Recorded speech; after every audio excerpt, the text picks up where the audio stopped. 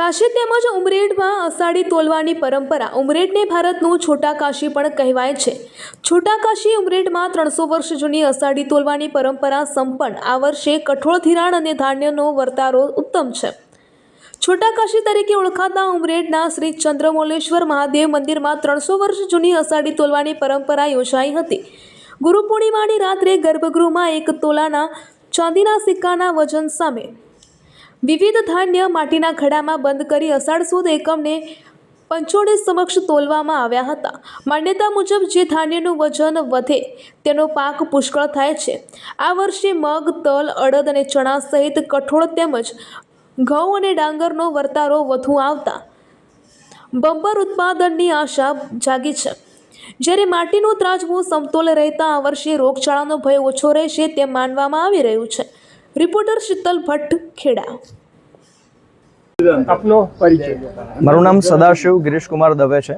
હું મંદિરમાં ટ્રસ્ટી છું. સદાશિવભાઈ, જે આ અષાઢી અહીં તોલાય છે ચંદ્રમૌલેશ્વરમાં, ખેડૂતોને કઈ રીતે આ અષાઢીનો વર્તારો તમે જણાવશો? અષાઢી છે ને એ મંદિર વિક્રમ સંવત 1781માં જ્યારે મંદિરને નવનિર્માણ કરવામાં આવ્યું ત્યારથી પરંપરાગત એટલે 301 વર્ષ જૂની આ પરંપરા છે. ગુરુ પૂર્ણિમાના દિવસે 10 ધાન્ય, 9 ધાન્ય અને 10મી માટી 1 તોલો ધોલી અને માટીના ઘડામાં એક કુંભમાં મૂકવામાં આવે છે, કોરા કપડામાં બાંધીને. અને બીજા દિવસે સવારે એકમના દિવસે એ ઘડો ફરી પાછો બહાર કાઢવામાં આવે છે અને પંચ સમક્ષ એ તોલવામાં આવે છે. એક જ રાત્રિમાં દરેક ધાન્યમાં વધઘટ થઈ જતી હોય છે. એ વધઘટના આધારે સમગ્ર વર્ષ દરમિયાન ખેડૂતો ખેતી કરતા હોય છે. એ વર્તારો ગણી શકાય. આ વર્ષે વિક્રમ સંવત 2082ની અષાઢીનો પાક ખૂબ જ સારો વર્તારો મહાદેવજીના આશીર્વાદ દ્વારા પ્રાપ્ત થયો છે. જેમાં ડાંગરનું પ્રમાણ વિશેષ છે. ડાંગર ગઈકાલે જે 1 તોલો તોલી હતી એના કરતાં ડાંગર આ વર્ષે 31 વધારે પ્રાપ્ત થઈ છે. એટલે એવું કહી શકાય કે વરસાદ અનરાધાર વરસશે.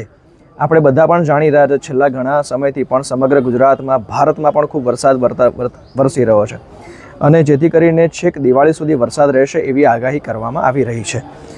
ઘઉં, તલ અને જુવારનો પાક પણ ખૂબ સારો છે, જેથી કરીને શિયાળુ પાક પણ ખૂબ સારો રહેશે. આ વર્ષનો વર્તારો આ પ્રમાણે છે.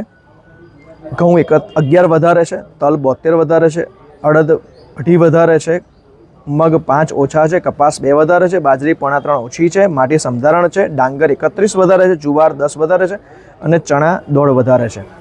આમ એકંદરે આખું વર્ષ 18 આની કહી શકાય એવી આગાહી મંદિરના આસ્થાના દ્વારા પ્રાપ્ત થઈ છે.